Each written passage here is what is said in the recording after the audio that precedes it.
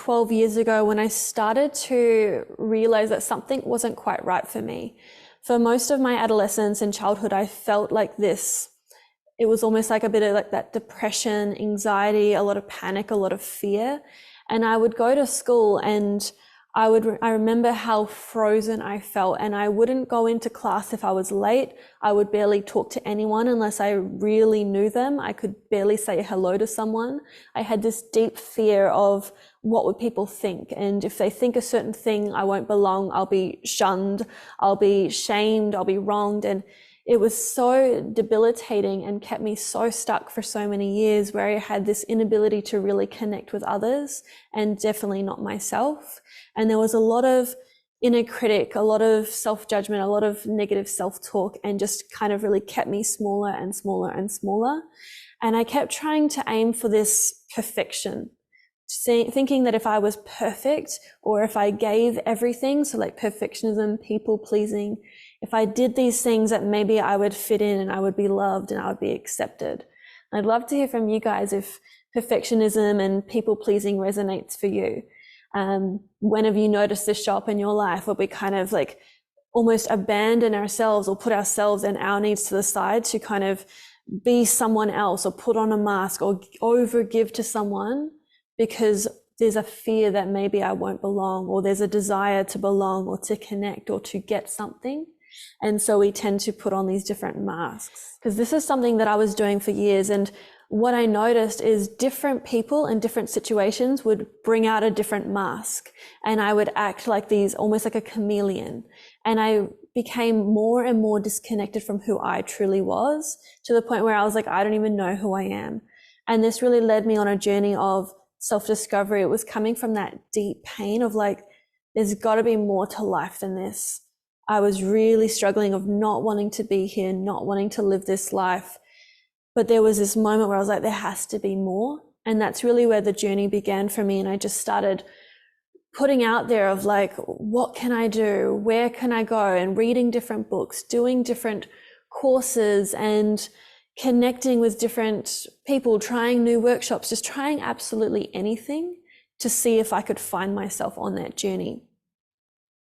And it was really challenging. There were some moments where it was excitement, like the world was opening up for me. There was some shifts happening, and then I found I would fall back down and have more experiences of depression, anxiety, and feeling alone and isolated.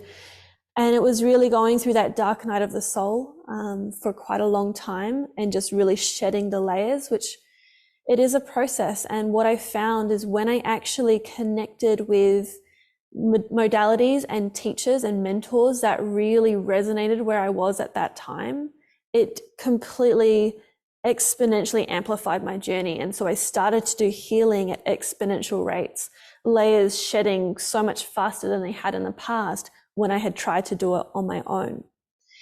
And so kind of fast track a little bit of like the girl that was like considered this shy girl, that was literally, I'd be frozen in fear, like not even able to get a word out, even if I wanted to, kind of thing, to now traveling around New Zealand, sharing in-person workshops, online webinars, like doing all these different things that were not even that long ago absolutely petrifying to me. When I met my partner 4 years ago, I could barely have a conversation with him.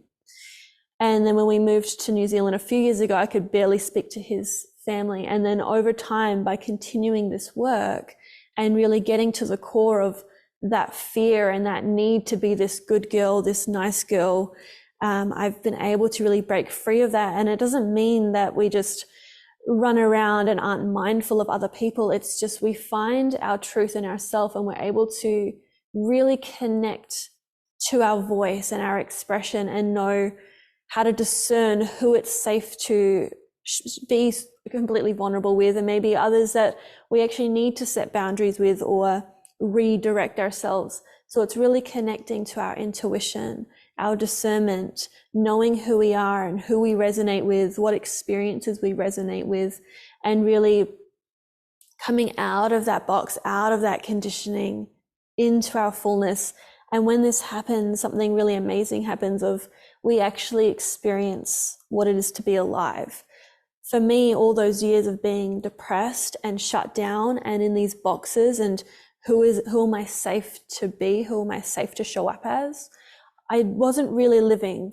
And I found that I was getting more and more depressed because I wasn't fully allowing myself to live. So by shedding these layers and coming into my fullness, I've actually started to experience what it is to live, what it is to express the fullness of anger, of grief, of sadness, of joy, of pleasure, and really allow myself to be with all of my emotions rather than trying to get rid of parts that I thought were wrong or shameful.